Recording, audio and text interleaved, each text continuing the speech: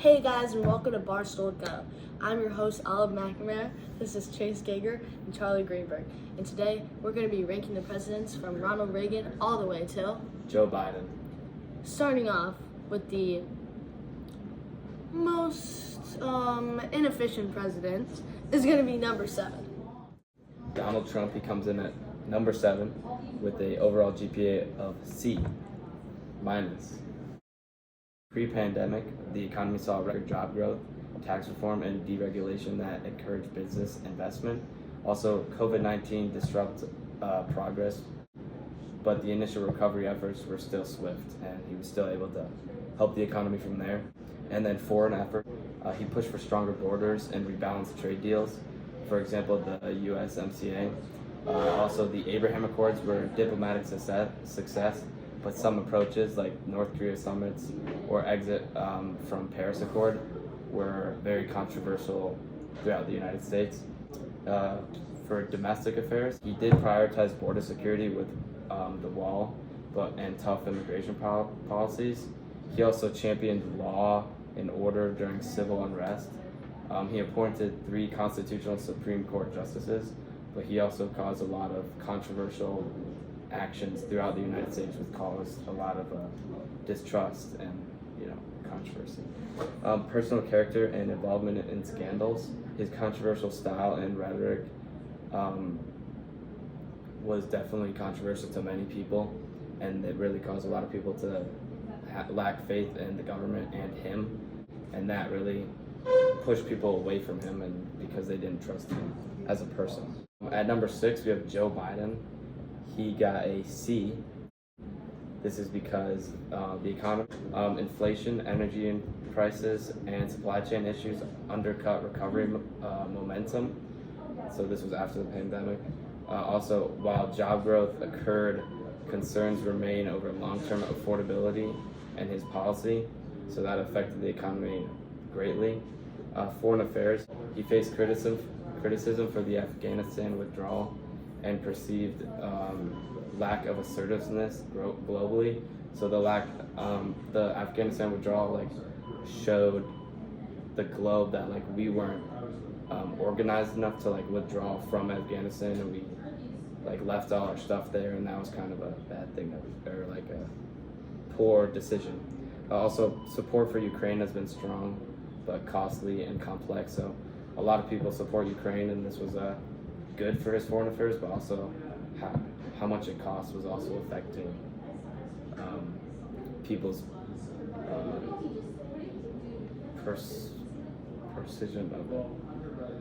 perspective on it. Domestic affairs, there's a lot of border crossings, a surge in border crossings, and cultural polarization have raised concerns over his domestic affairs.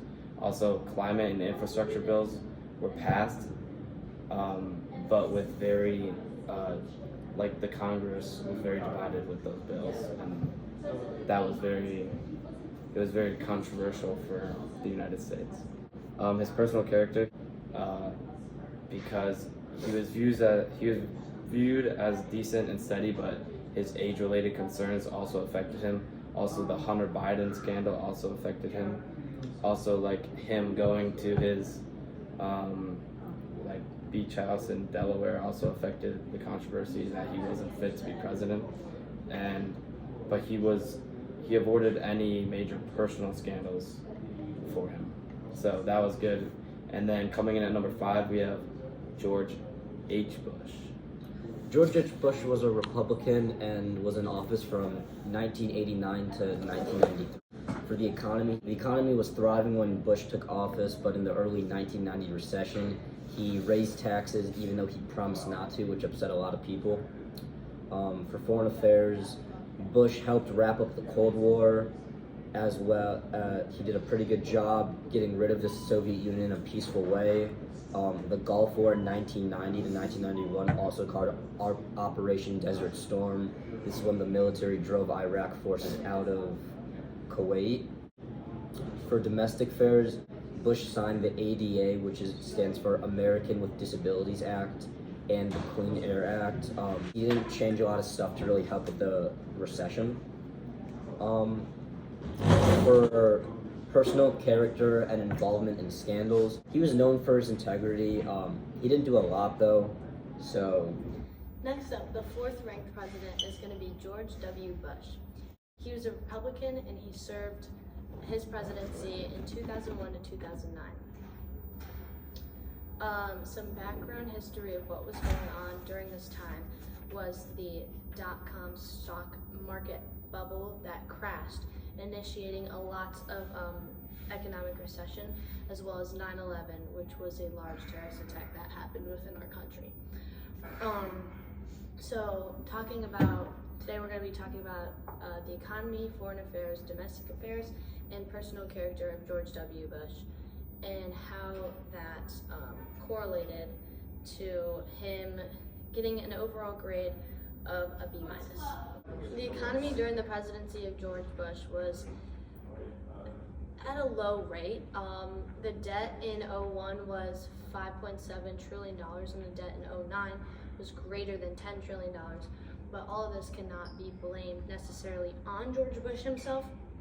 He tried to implement tax cuts in 2001 and 2003, which boosted short-term consumer spending and aided long-term deficits.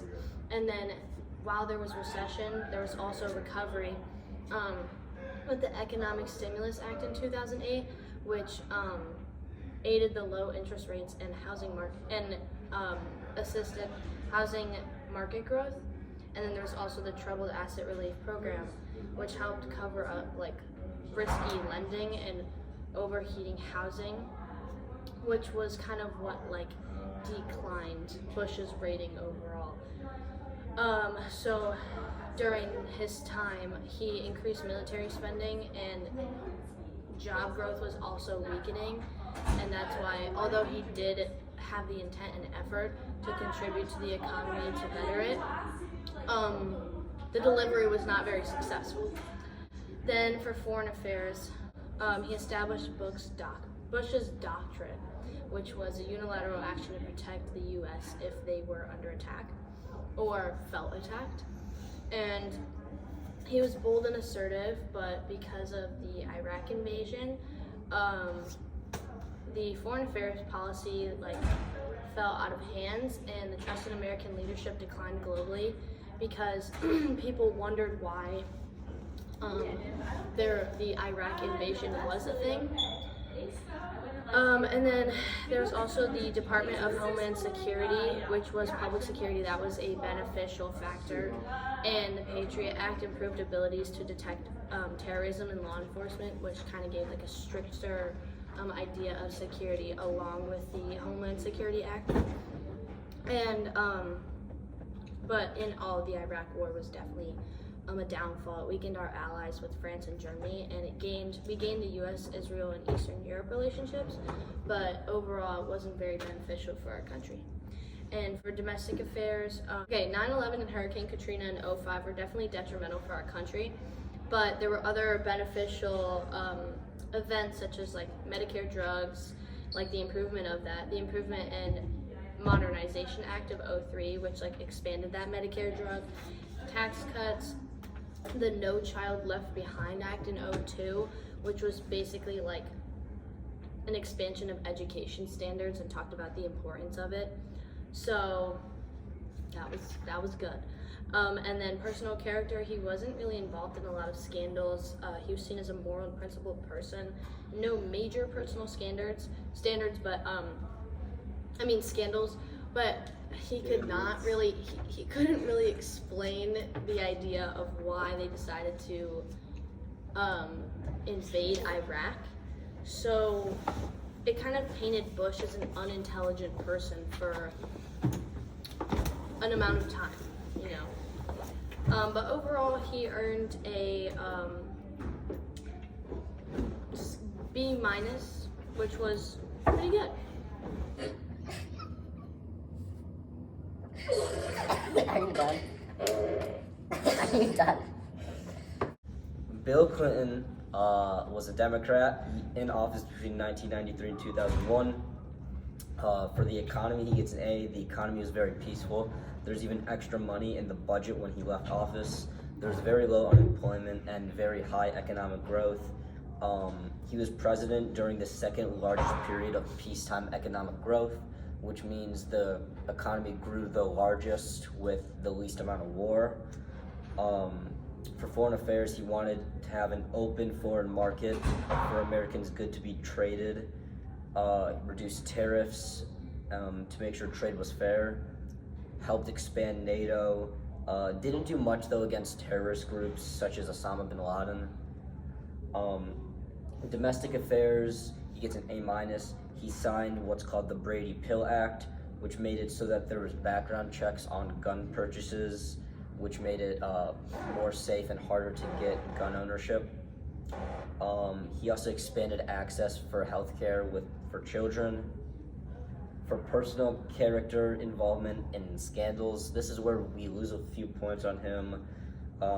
He was impeached for lying under oath and had a thing with Monica Lewinsky. He was acquitted. He still had high approval ratings, but this did really hurt his credibility, and it never fully recovered. He gets a B for overall grade. Next up, we got Ronald Reagan, Republican. He was in office between 1981 and 1989. For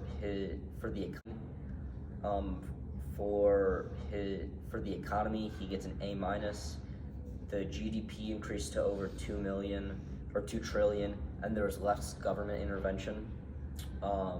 He also created a new thing called Reaganomics. This included tax cuts, deregulation, emphasis on free market principles, not do as well. But in the long term, it did not do as well.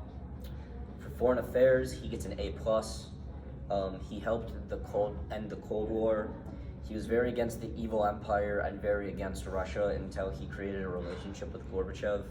That he opened up a dialogue with him, creating a good relationship, which ultimately led to the end of the Soviet Union. For domestic affairs, he wanted to reduce the role the government played in everyday life. He did lower taxes and spend less on things such as food stamps, but he spent a lot more on things like military, which actually increased government spending. For personal character and involvement in scandal, he was mostly positive except when he sold illegal weapons to Iran using funds to support rebels in Nicaragua. So that gives him a B, and that loses him a few points. And at the number one ranking, the number one pick overall is Barack Obama. Barack Obama, starting off with the economy, he inherited the Great Recession in 2009 and implemented the American Recovery and Investment Act also in 2009 to stimulate the economy. The auto industry was bailed out and the stock market rebounded. Unemployment peaked at over 10%, but dropped steadily through his presidency, ending near 4.7%. Critics argue the recovery was too slow, but most economists credit his policy with preventing a depression. Next category is foreign affairs. Obama ended U.S. combat operations in Iraq and focused efforts on Afghanistan. He approved the mission that killed Osama bin Laden in 2011. He used diplomacy to make deals like the Iran nuclear deal, improve relations with Cuba, and sign the Paris Climate Agreement to fight climate change, which was a big deal, especially with the climate change we're facing today. Then critics argue he was too cautious on Syria and inconsistent on foreign policy in the Middle East, but this is an agree to disagree type of deal. His domestic affairs. His signature legislative achievement was the Affordable Care Act, which is also known as Obamacare, which expanded health coverage to millions. He supported LGBTQ+ rights and was president when the Supreme Court legalized same-sex marriage, which was the court case of Obergefell versus Hodges. He launched DACA to protect undocumented immigrants brought into the U.S. as children. He faced major opposition from the Tea Party movement, limiting further reform. And finally, his personal character and involvement in scandal.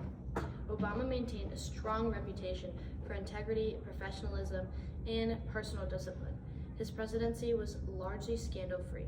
While some controversies regarding IRS targeting conservative groups or Benghazi emerged, none directly implicated him in wrongdoings, and his personal career was widely respected even among many political opponents, therefore ranking him with a 9.5 GPA and an A- letter grade.